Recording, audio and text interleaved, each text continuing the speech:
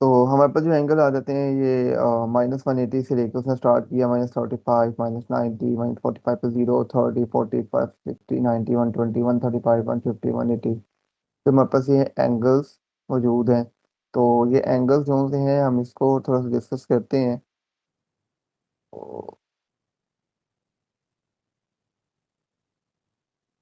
ये हमारे पास जब भी हमें मालूम है कुछ कोऑर्डिनेट होते हैं हमारे पास, एक्स एक्सिस वाई एक्सिस। ठीक है, जो एंगल है वो आपका, याद रखिएगा, एंटी क्लॉकवाइज होता है। ठीक है, एंटी क्लॉकवाइज आपके एंगल होता है हमेशा जितनी भी चीजें हैं आपकी वो एंटी क्लॉकवाइज मूवमेंट चलती हैं। चाहे वो एक मिनट होल्ड कीजिए। अस्सलाम वालेकुम। जी हसन साहब। वालेकुम सलाम जी सर। जी जी।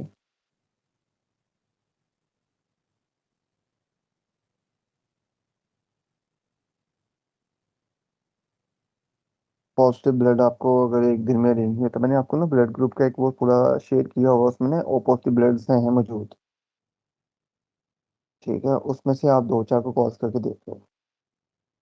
ठीक है। तो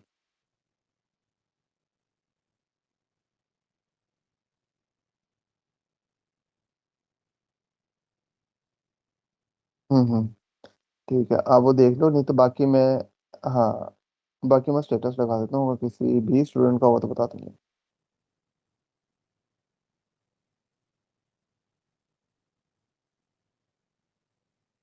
हम्म। Okay okay okay. Okay okay okay. ठीक है, कर लेते हैं, कोई ना कोई arrange। ओके, अल्लाह हाफिज।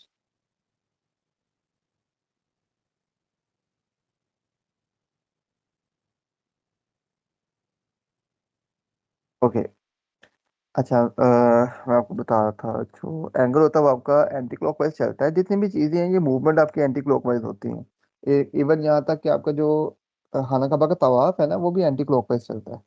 ठीक है, सिर्फ क्लॉक एक वाहिद ऐसी है जो क्लॉकवाइज चलती है। तो आपका जो एंगल है वो एंटी क्लॉकवाइज पॉजिटिव होगा। और अगर हम उसको क्लॉकवाइज देखते हैं तो क्लॉकवाइज वो नेगेटिव होता है। क्लॉकवाइज वो नेगेटिव एंगल होता है।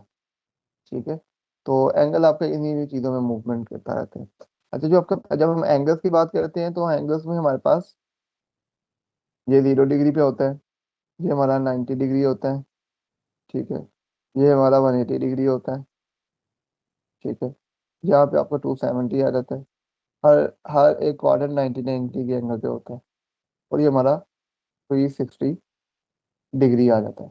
और अगर हम यही मूवमेंट अगर एंटी क्लॉकवाइज की जगह क्लॉकवाइज कर लेते हैं तो जहाँ -270 है वहाँ पे -90 आ जाता है। और जहाँ 180 है वहाँ पे -180 हो जाता है। ठीक है, जहाँ पे 90 है वहाँ पे -270 आ जाता है। ठीक है, और दोबारा यहाँ पे -360 ही होता है। तो ये दो मूवमेंट होती है आपकी, एक क्लॉकवाइज और एक anti clockwise. Any question? No sir. Okay, clear है सबको कि इसका मतलब। अब अगर हम इस डिग्री की जगह वर्ड हम रेडियन यूज कर लें, जैसे कि 1 रेडियन ये है और 1 डिग्री आपका ये होता है।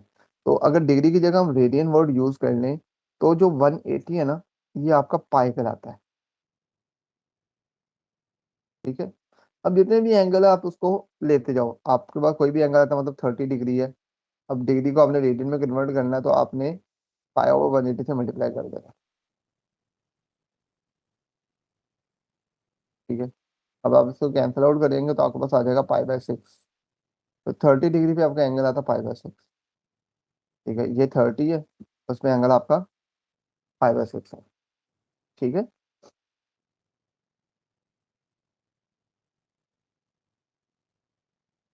तो इसका जितने भी एंगल्स हैं आप निकाल सकते हो। अगर ये मतलब लाइक 150 है, 150 5/5 पाई/6 है तो हम 150 का चेक कर लेंगे। सेम एज इट इज हम सारे एंगल्स निकालते जाते हैं। ठीक है, अब आपके पास जब क्वाड्रेंट की बात आती है उसमें आपके पास टर्मिनल रेज होती हैं। एक इनिशियल पॉइंट होता है, एक टर्मिनल। ठीक है, इनिशियल रे और एक टर्मिनल रे, जहां से एंगल स्टार्ट हो रहा है वो इनिशियल है, जहां पे एंगल जाके खत्म होगा वो टर्मिनल पॉइंट होता है। यार अब मिकी माउस कौन है? हद नहीं हो गई।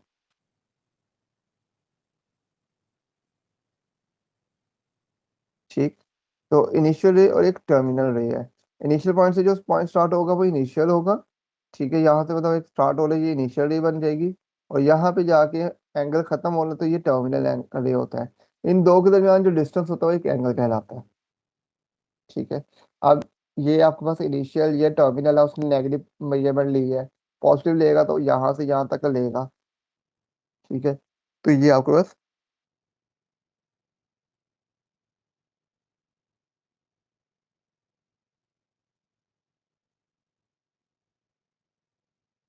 ठीक है। नेक्स्ट हमारे पास फहद यार ग्रुप में मैसेज कर दो, ये अपने नाम से अगर आएगा तो हम इसको ऐड करेंगे। ये मिक्की माउस वगैरह मुझे नहीं समझ आती है किसी भी कोई स्टूडेंट।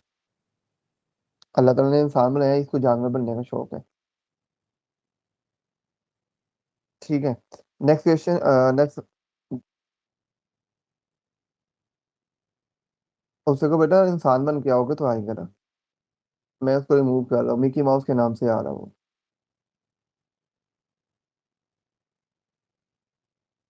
नहीं, मेरे पास कोई भी और नहीं आ रहा। अब मोइज नाम का शो होगा। Excuse me sir. जी जी। सर वो स्लाइड नहीं शो हो रही सर। आपका नेट स्लो होगा। सर किसी पीटीसीएल को का भी शो नहीं 5G। हो रही। अभी बता रहे हो पीटीसीएल का 5G लगवाया है। नहीं आ रहा तो हाँ। नहीं आ रहा। फहद आपको शो हो रहा है? हाँ, ठीक है, मेरा उत्तर दोबारा इसको ना नेट को सही से करवाओ। 5G की जब 6G टेक्नोलॉजी आई है तो उनसे को आपको 6G वाला दे। भाई नेट वालों को फोन कर लो, उनको नेट नहीं आ रहा घर। चले। ओके। अब ये वही चीज आ गई, हमारे पास एंगल्स हैं। ठीक है, 360 एंगल के बाद दोबारा एक एंगल आ रहा है, उसमें ऐड हो जाएगा। उसको 9 पाई/4 वो कह रहे हैं। तो ये दोबारा एक होंगे, ये 2 पाई, 2 पाई के बाद दोबारा इधर आएगा तो ये 3 पाई हो जाएगा, मतलब ये पाई होता है। ठीक है। ये आपका 2 पाई है। ठीक है, ये आपका पाई/2 होता है। और ये आपका 3 पाई/2 होता है। ओके। तो जितने एंगल मूव करते जाते हैं उस मुताबिक वो बताता जाता है। अब एंटी क्लॉकवाइज है तो पॉजिटिव एंगल है, क्लॉकवाइज है तो नेगेटिव एंगल है, बस दैट्स इट। और ऐसा कुछ चीज नहीं है इसमें। बाकी आते हैं हमारे पास कोऑर्डिनेट्स, और हम हाइपोटेन्यूस में आ जाते हैं कि आपकी जब भी ट्राइंगल की बात की जाएगी, क्योंकि ट्रिग्नोमेट्री आपकी 3 कोऑर्डिनेट शेप्स की मेजरमेंट को बात की जाती है। ये ट्रिग्नोमेट्री है। इसका मतलब ये है कि 3 कॉर्नर्स की शेप की मेजरमेंट है, इसकी ज्योमेट्रिकल व्यू यही होता है। तो साइन थीटा हमारे पास क्या होता है, वो हमारे पास अ, जो सा है वो परपेंडिकुलर ओवर हाइपोटेन्यूस होता है। इसमें ऑपोजिट वर्ड यूज किया हुआ है, क्योंकि ऑपोजिट वर्ड मतलब थीटा के ऑपोजिट, जो एंगल के ऑपोजिट साइड होते हैं ना वो आपके पास परपेंडिकुलर होता है। ठीक है, जो एंगल के मतलब अगर मैंने एंगल ये वाले ले लिया तो फिर परपेंडिकुलर ये एडजेसेंट जो होता है ना इसको हम परपेंडिकुलर कंसीडर कर लेंगे। ठीक है। तो जो परपेंडिकुलर के ऑपोजिट वाली एंगल साइड होती है ना वो हमारे पास सॉरी थीटा की जो ऑपोजिट साइड होती है वो हमारे पास परपेंडिकुलर रहता है। तो ये ऑपोजिट हमारा परपेंडिकुलर है और एडजेसेंट हमारा बेस है। हाइपोटेन्यूस हमारे पास हमेशा हाइपोटेन्यूस वही रहता है। राइट एंगल ट्राइंगल में हाइपोटेन्यूस हमेशा जो आपकी टेढ़ी लाइन आती है वो हाइपोटेन्यूस होती है। ठीक है। ठीक। तो hypotenuse perpendicular hypotenuse sine theta. Cos theta होता है आपके पास बेस ओवर हाइपोटेन्यूस, और टेन आपका होता है परपेंडिकुलर ओवर बेस। ठीक है। तो साइन का जो रेसिप्रोकल है, साइन का रेसिप्रोकल क्या रहता है? साइन जो इक्वल है अपने रेसिप्रोकल से वो होता है 1/cosecant। साइन का रेसिप्रोकल, रेसिप्रोकल एक अलग चीज होती है और को रेशो अलग चीज है। तो रेसिप्रोकल आपका 1/cosecant होता है। कोस का रेसिप्रोकल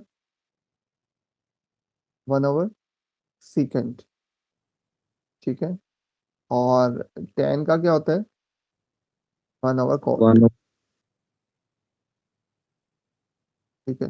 ये चीजें तकरीबन आप सबको मालूम है। Yes sir.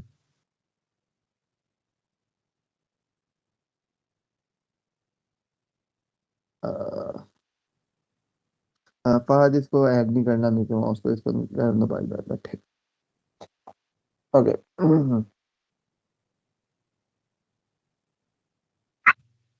वलीद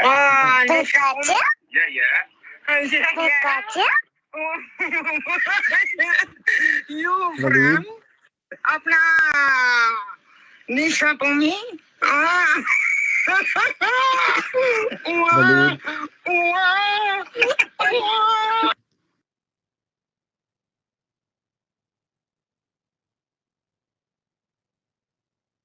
आप लोगों ने मेरी ऑनलाइन क्लासेस को मजाक समझा हुआ है और ऐसे ऐसे एब्सेंट्स लगाऊंगा कि याद रखेंगे सब, पेपर में नहीं बैठ पाएंगे फिर, ये भी याद रखेंगे।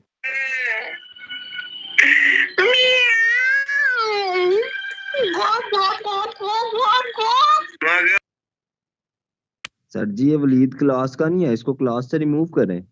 मैंने कर दिया भाई। जी सर जी। आपके ग्रुप में मुझे ये बताइएगा कि आपके ग्रुप के अंदर कोई एक्स्ट्रा स्टूडेंट ऐड हैं? सर जी ये वलीद है। नहीं, फिर आपकी क्लास के कोई स्टूडेंट होंगे ना जिनको ये हरकत करने की जरूरत पड़ रही है। ये लिंक उसके अलावा तो कहीं और शेयर हो नहीं सकता। यस यस सर, ये हमारी क्लास का ही है कोई ना कोई। जाहिर है बेटा, क्योंकि ये लिंक तो अब इसके अलावा कोई नाम जा नहीं लेंगे ना तो फिर सकता। यहाँ पे कह देंगे कि आपके पास सबूत है कोई।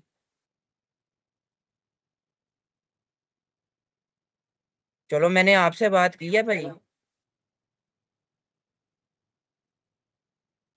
दुल्ला चुप रहे। दुल्ला दुल्ला चुप रहे। आप इन ग्रुप में से स्टूडेंट्स को रिमूव करें, ठीक है, ताकि ये चीज़ अनएथिकल वे से चल रही है तो मुझे ये पसंद नहीं है। ठीक है, स्टूडेंट को मैं ये कहता हूँ तो वो स्टूडेंट लगना चाहिए। ये मोहम्मद मशार कौन है? मशर अरसल। हमारी क्लास का है भाई बस। मशर तो है, मशर तो अपनी क्लास का, अरसल भी अपनी क्लास का।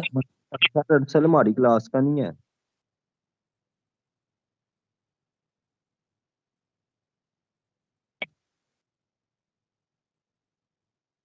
तो अपनी क्लास में पी कर सारे सारे रिमूव करो ग्रुप के अंदर। मुझे ग्रुप में एक भी स्टूडेंट नहीं चाहिए पी कर क्लास का।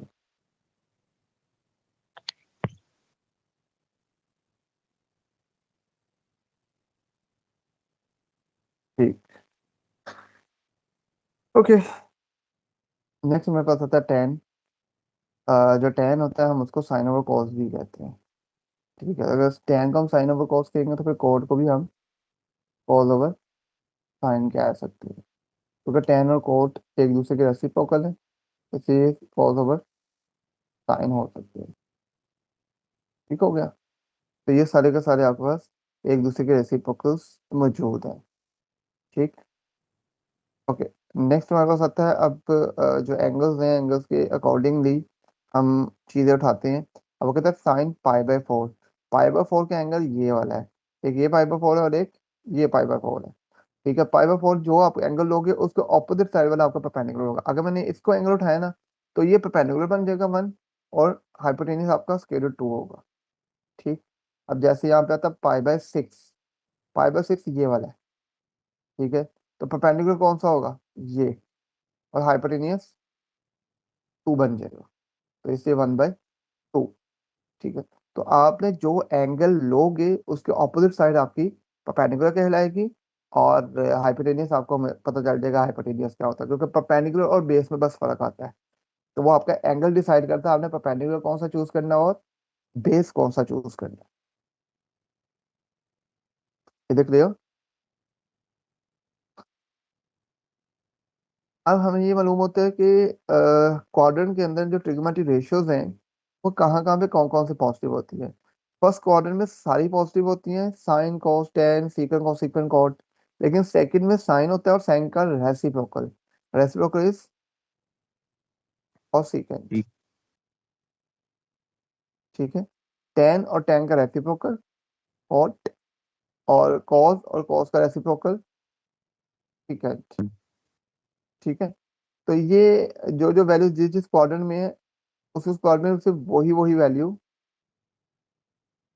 पॉजिटिव है, उसके अलावा कोई भी वैल्यू पॉजिटिव नहीं होती। मतलब मैं फोर्थ क्वाड्रेंट में टेन का आंसर निकालूं, फोर्थ क्वाड्रेंट का मीन मैं 270 से 360 के अंदर अंदर कोई भी एंगल ले लूं, मैंने एक एंगल ले लिया 295, ठीक है। तो इसका जो आंसर आएगा ना वो नेगेटिव में आएगा, ठीक है, पॉजिटिव में नहीं आएगा आंसर। क्यों? क्योंकि फोर्थ कोऑर्डिनेट है। चाहे मैं साइन उठा लूँ 300, साइन 300 का एक आंसर निकालना हमने, तो साइन 300 का जो होगा वो भी आंसर आपका एक नेगेटिव का आंसर देगा, पॉजिटिव वो भी नहीं होगा, सिवाय सीकन और कॉस के। तो जिस कोऑर्डिनेट में जो सी ट्रिग्नोमेट्रिक रेशियोज है सिर्फ वही पॉजिटिव आएगी आंसर, बाकी सारे के सारे नेगेटिव आंसर देंगे, वो पॉजिटिव नहीं हो सकते।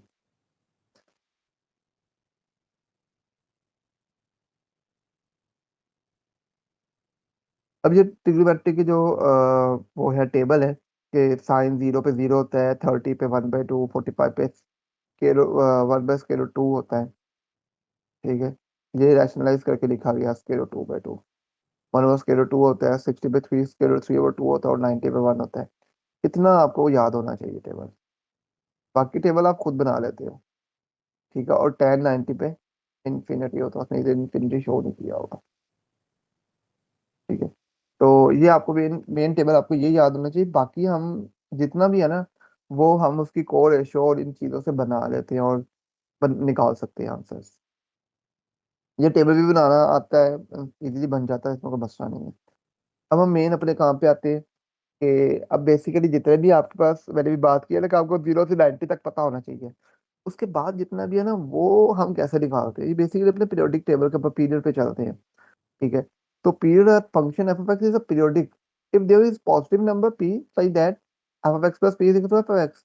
ये अगर हम किसी भी फंक्शन में कोई भी पॉजिटिव नंबर ऐड करते हैं तो वो दोबारा मूव होके वही दोबारा बन जाता है, एफ ऑफ एक्स ही वापस वही आंसर देते हैं। मतलब हम 360 एंगल में कोई एंगल ऐड करते हैं, ठीक है। मतलब मैंने आपको भी बताया था कि ये एक एंगल है, हम सपोज करते हैं ये एंगल इज 45 डिग्री, ठीक है। अब 45 डिग्री में जो आंसर होगा और 360 प्लस 45 डिग्री में जो आंसर होगा वो सेम होगा, ठीक है, क्योंकि एक पूरे पीरियड के बाद वो आ रहा है, ठीक है। तो ये आंसर और जस्ट 45 डिग्री का आंसर ये सेम होगा आंसर। क्यों? क्योंकि एक पीरियड के बाद आ रहा है। अब जैसे ये एक पॉइंट है, यहाँ पे एक आंसर आया, ठीक है, तो पूरा एक निकालने के बाद फिर वो उस पॉइंट पे आएगा तो वो फिर दोबारा वही आंसर देगा, ठीक है। मतलब एक पॉइंट यहाँ पे ये आंसर है तो पूरा एक गुजारने के बाद वो ये पॉइंट आपका वो आंसर आ जाएगा जो घूम के ऊपर वापस आपके पास आता है। ये एक पीरियड होता है, ठीक है, जो पहले वाले फंक्शन के अकॉर्डिंग ही चलता है, ओके। अब tan का जो पीरियड होता है वो पाई होता है, tan अपने पाई के बाद दोबारा अपने वो आंसर सेम लगता है, कोट का पीरियड भी फिर वही होगा, लेकिन साइन कॉस सीकन और कोसिकन इनका जो पीरियड होता है ये 2 पाई पे रहता है, okay. Any question? No sir. Okay. Second thing is कि जो इवन फंक्शन है उसमें कॉस और सीकन ये इवन फंक्शन होते हैं, बाकी सारे ऑड फंक्शन होते हैं। हमने पीछे फंक्शन पढ़ा था ना, इवन फंक्शन कौन सा है, ऑड फंक्शन कौन सा है, जिसमें हमने ये पढ़ा था कि फंक्शन एफ ऑफ एक्स के अंदर आप नेगेटिव एक्स अगर पुट कर दें और वो आंसर दोबारा आपके ओरिजिनल फंक्शन के इक्वल आ जाए तो वो आपका इवन फंक्शन होता है, और अगर नेगेटिव एक्स पुट करने से वो आंसर आपका नेगेटिव के इक्वल आ जाए तो वो आपका ऑड फंक्शन होता है। तो हम यहाँ पे नेगेटिव पुट करने तो आंसर हमारा पॉजिटिव दे रहा है, वापस ओरिजिनल फंक्शन दे रहा है। एंगल में यहाँ पे नेगेटिव पुट किया तो वो आंसर पॉजिटिव का दे रहा है, तो ये आपका इवन फंक्शन है, ठीक है। और फंक्शन का तो नेगेटिव आपने पुट किया तो बाहर वो माइनस आ गया, उसने अपना माइनस बाहर निकाल दिया, इसलिए ये एक ऑड फंक्शन है, ठीक है, क्लियर। अब बारी आती है हमारे पास इनकी डोमेन रेंज की। जो कॉज है, कॉज की डोमेन आपकी माइनस इन्फिनिटी से पॉजिटिव इन्फिनिटी वही होती है हमेशा। अब माइनस इन्फिनिटी से पॉजिटिव इन्फिनिटी तक कोई भी नंबर पुट कर दो, सारे नंबर पे ये अपने आप को डिफाइन करवाएगा, ठीक है। लेकिन जो रेंज है ना, जो आंसर है वो -1 से 1 के अंदर ही रहेगा, इससे बाहर नहीं जाता है इसका, ठीक है। तो -1 से 1 तक आपकी ये रेंज है, और आपकी जो पीरियड है वो हमने इधर पढ़ लिया था कि ये क्या होता है, 2 पाई पीरियड है इसका सारा, ठीक है। सेम साइन का भी सेम वही रहता है। लेकिन जब बारी इतनी हमारी टेन की, तो टेन हमारे पास जो सा है वो माइनस इन्फिनिटी से पॉजिटिव इन्फिनिटी नहीं होता, बल्कि क्योंकि हमने भी ये ऊपर पढ़ा है कि tan अपना आंसर इन्फिनिटी देता है, -π/2 पे, π/2 पे, 3π/2 पे। तो मतलब हर ओड पाए जो सा ना वो क्वाड्रेंट उस पे ये अपना वो देता है, इन्फिनिटी आंसर देता है, तो इसलिए वहां वहां अनडिफाइंड है। तो π/2, ठीक है, 3π/2, 5π/2, ठीक है, फिर 7π/2, उस पे नहीं देगा आंसर। तो हर ओड वाले पे ये आंसर अपना नहीं देगा। और जो रेंज है, क्योंकि आपकी रेंज कहाँ पे जा रही है, जब आप π/2 पुट करते हैं तो इन्फिनिटी पे जाती है, इसलिए नेगेटिव इन्फिनिटी से पॉजिटिव इन्फिनिटी आपकी इसकी रेंज हो जाती है 10 की। ठीक हो गया। अब बारी करती है सीकेंड की। अब सेकंड आपका रेसिप्रोकल है कॉस का, ठीक है। जहां जहां पे आंसर कॉस अपना जीरो दे रहा है ना, लाइक मतलब ये पॉइंट पे जीरो दे रहा है, 90 पे जीरो दे रहा है, ठीक है, 270 पे जीरो दे रहा है, तो जहां जहां कॉस जीरो दे रहा है वहां वहां ये अनडिफाइन होगा, क्योंकि उसका उल्ट है। जैसे ये भी, इसकी भी डोमेन आपकी सारी की सारी 10 वाली डोमेन बन जाएगी, ठीक है। और जो रेंज है वो <-1 से होगी और >1 से होगी। जब कोसिकन की बात करेंगे तो ये आपका साइन का रेसिप्रोकल है, साइन जीरो कहाँ कहाँ पे है, -180 पे, जीरो पे, +180 पे, 2π पे। तो ये अपने इवन नंबर के जो उनसे वो पाई के वर्ड्स हैं, 0 π मतलब 180, 360, फिर 180, फिर 360, तो यहाँ पे आपका ये अनडिफाइन करता है, ठीक है। इसकी रेंज भी आपकी वही है जो सीकन की होती है। और कोड आपके पास ये भी आपका 0 π 2π पे इस पे अपनी डोमेन को अनडिफाइन करता है, ठीक है। तो ये आपके पास सारी इसकी डोमेन्स है, और साथ साथ इसका ये एक वो बना हुआ है ग्राफ, ठीक है। अब इसमें ग्राफ के अंदर हम शो करते हैं, देखते हैं, तो जो कोस का ग्राफ है और जो साइन का ग्राफ है वो एक मैक्सिमम हाइट पे ही रह रहा है, मतलब ये इसकी मैक्सिमम हाइट है और ये मिनिमम इसकी है, ठीक है ना। यहाँ से इसकी भी कॉस की देखें तो ये एक मैक्सिमम हाइट है और ये एक मिनिमम हाइट है उसकी, ठीक है। तो ये इस हाइट से बाहर नहीं जाएगा, क्यों? क्योंकि इसकी रेंज ही -1 से 1 तक है। ये -1 मिनिमम हाइट में रहेगा और मैक्सिमम हाइट आपके पास +1 होगा आंसर इसका, तो ये इससे बाहर आंसर नहीं जाता। लेकिन 10 आपका जाता है, क्योंकि वो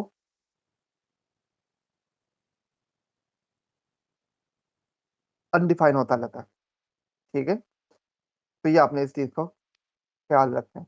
तो जो जो अनडिफाइन होगा वो अपने मैक्सिमम पीक पॉइंट्स पे जा सकता है।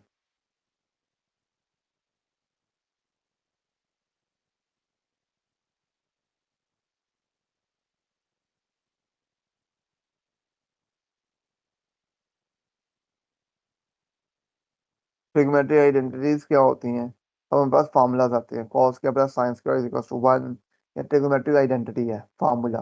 तो आइडेंटिटी आपके फार्मूलाज होते हैं जो इक्वल आते हैं एक दूसरे के बन के ना। तो कॉस के plus sine square is equal to 1 होता है, इसी तरह 1 + tan स्क्वायर सीकंट स्क्वायर और 1 + cos स्क्वायर cos सीकंट स्क्वायर, ये फार्मूलाज है, ये फार्मूलाज हमें पता होना चाहिए। इसके अलावा हमारे पास साइन अल्फा प्लस बीटा होता है, cos alpha cos beta minus sine alpha sign beta. इस तरह साइन अल्फा प्लस बीटा होता है sine alpha cos beta plus cos alpha sign beta.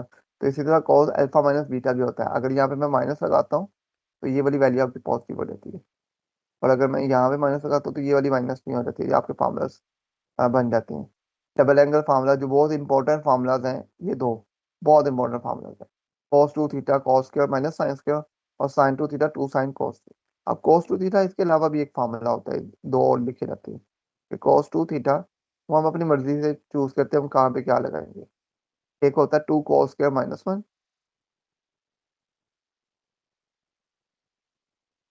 और एक cos 2 थीटा आपके पास होता है 1 - 2 sin square.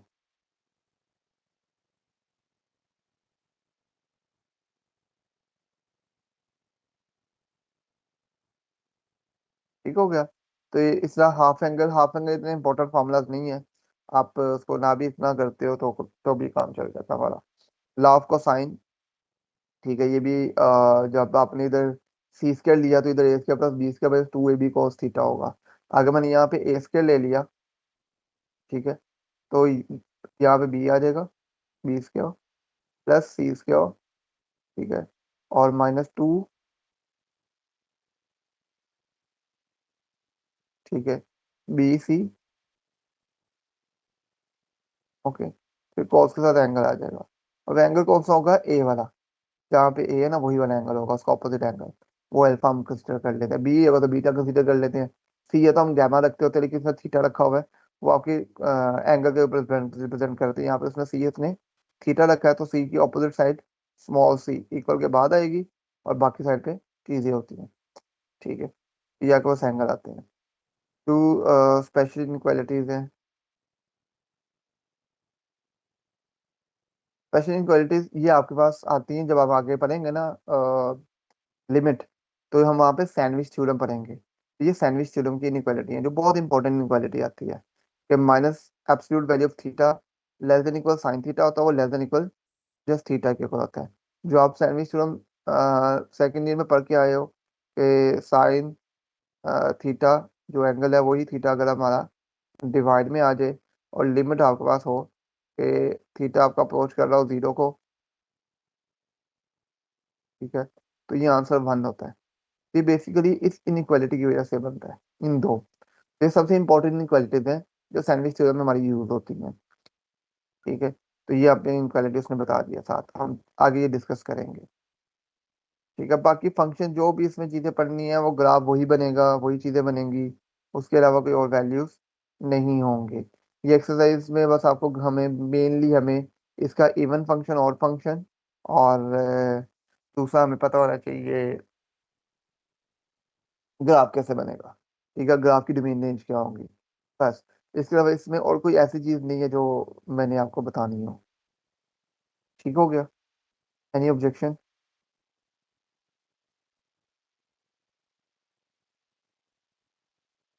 No sir. Graphing में सॉफ्टवेयर ये हमें जरूरत नहीं है। ठीक है, वैसे अगर किसी ने सॉफ्टवेयर सीखना होगा तो मैथमेटिका से हम कर सकते हैं। मैपल है, ये यूज होता है आपके मैथमेटिक्स के अंदर। मैटलैब यूज होता है। तो कोई अगर उसमें सीखना चाहता है तो मुझे मेरे पास आ जाए, मैं उसको बता दूंगा कि इसमें क्या क्या प्रोग्रामिंग, क्योंकि हमारा पेपर जो है वो सॉफ्टवेयर पे तो बनना नहीं है ना, होने हैं। ठीक है, वो बाय हैंड ही आपको ग्राफ बनाने होंगे, तो वो आपको सारे के सारे वहीं पे शो करने होंगे। ठीक है, तो बाय सॉफ्टवेयर वाला काम हमें जरूरत नहीं है।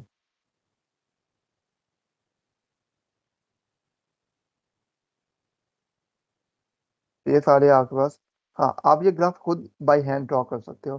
5 + 4x - x के, और तो आपने पहले डोमेन जो रेंज लेनी है, सॉरी डोमेन उसकी उठानी है, -2 से +2 तक लेनी है, कि -2 से लेकर +2 तक सारी वैल्यूज पुट करनी है। तो खाली इसमें डेसिमल वो 1 2 नहीं पुट करना, डेसिमल टर्म्स भी पुट करनी है कुछ, क्योंकि मैंने आपको बताया था कि डेसिमल टर्म्स आपको बताती है कि इसका कर्व कहाँ कहाँ से हो सकता है। जितने ज्यादा डेसिमल चूज करेंगे उतने एक्यूरेसी ज्यादा ग्राफ में बनती है।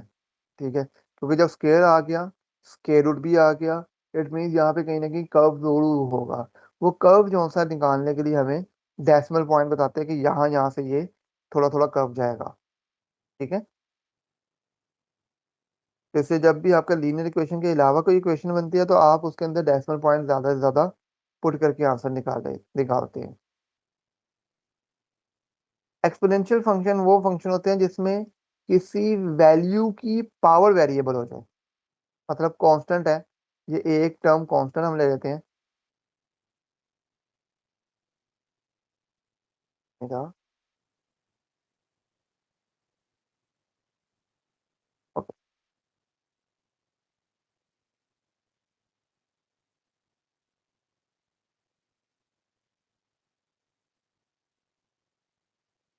अच्छा, मतलब मैंने एक कांस्टेंट टर्म चूज कर ली, ए।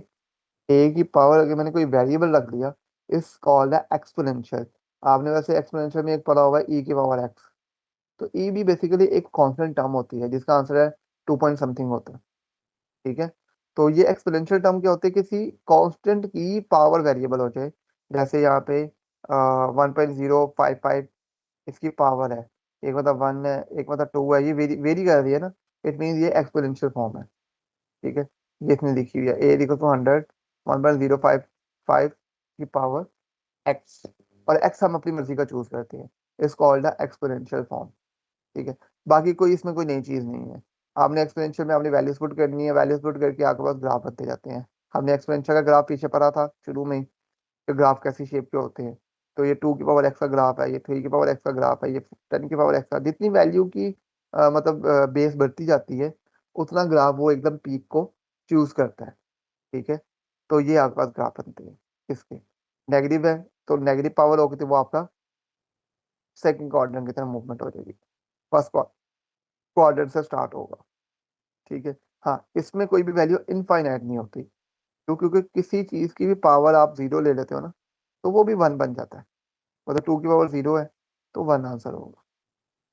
ठीक हो गया ना। तो ये आपके पास वैल्यू लगती है। हाँ, आपने 2 की पावर इन्फिनिटी जब तक नहीं ना उठाना, तब तक इसने इन्फिनिटी नहीं होना। बस इन्फिनिटी से आपको ग्रेस करना है, और हम इन्फिनिटी उठाते भी नहीं है। इन्फिनिटी जब भी हमने किसी की डोमेन या रेंज लिखनी है, तो हम इन्फिनिटी को क्लोज इंटरवल में नहीं रख सकते, हमेशा ओपन इंटरवल में रखते हैं। ठीक है ना, मतलब वो एक्सक्लूड होता है, इंक्लूड नहीं होता। तो ये आपने ध्यान रखना है एक्सपोनेंशियल के अंदर।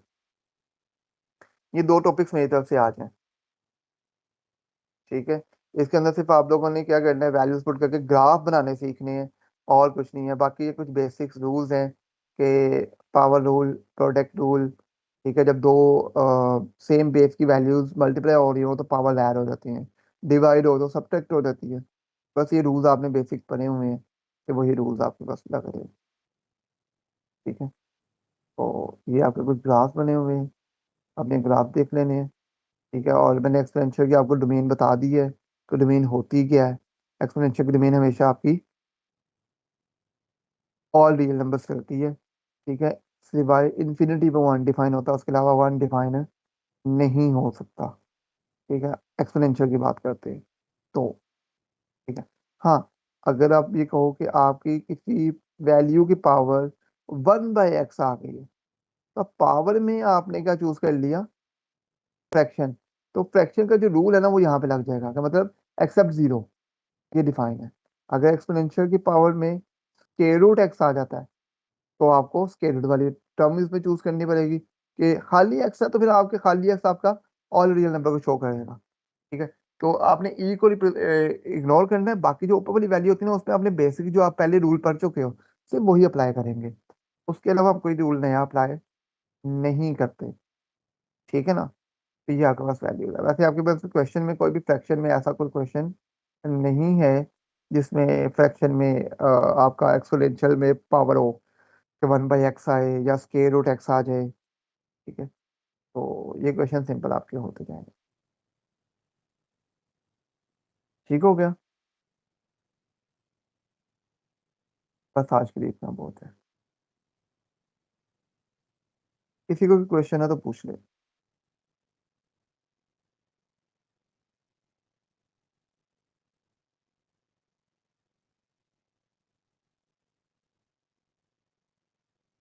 कोई क्वेश्चन नहीं।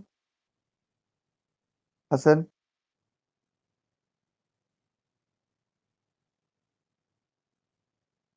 अब्दुल नाफे,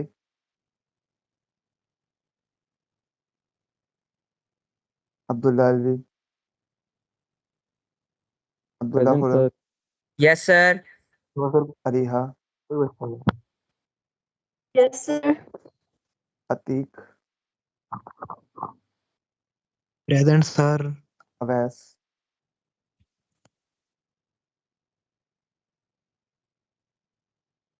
हाफिज फैसल।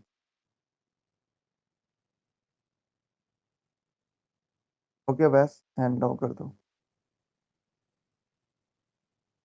हाफिजा फातिमा। ओके, किरण। ठीक है Hafiza. Present, sir. Mahnoor, Present, sir. Moiz, साद, जी भाई जान कोई धोखा फराड ठगी वाला काम नहीं। ਜਿਹੜਾ ਕਰੇਗਾ ਧੋਖਾ ਹੋਵੇਗਾ ਔਖਾ ਕਰ ਮਜ਼ਦੂਰੀ ਤੇ ਖਾ ਚੂਰੀ ਸਕੰਜਵੀ ਦਾ ਗਲਾਸ 10 ਰੁਪਏ ਦਾ ਲਾਲ ਦੁੱਖ ਪ੍ਰਦੇਸ਼ ਤੇ ਹੁਣ ਬੁਰੇ ਕਰੋ ਨਿਕਲ ਕੇ ਬੇਆਰਾ। ओके। क्या इसके बाद आता है Saad Syed मुकद्दस,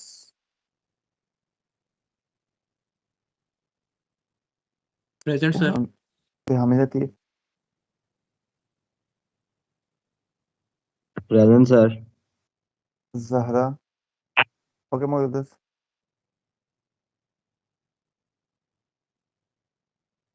Zainab. Present, sir. Okay ज़्यादा हैंड डाउन कर लो।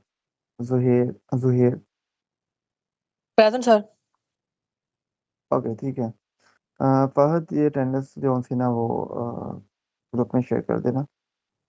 सर मेरा नहीं नाम आया।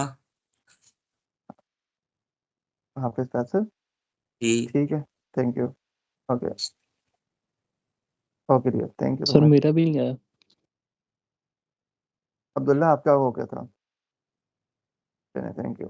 ओके अल्लाह हाफिज। ओके। अल्लाह हाफिज।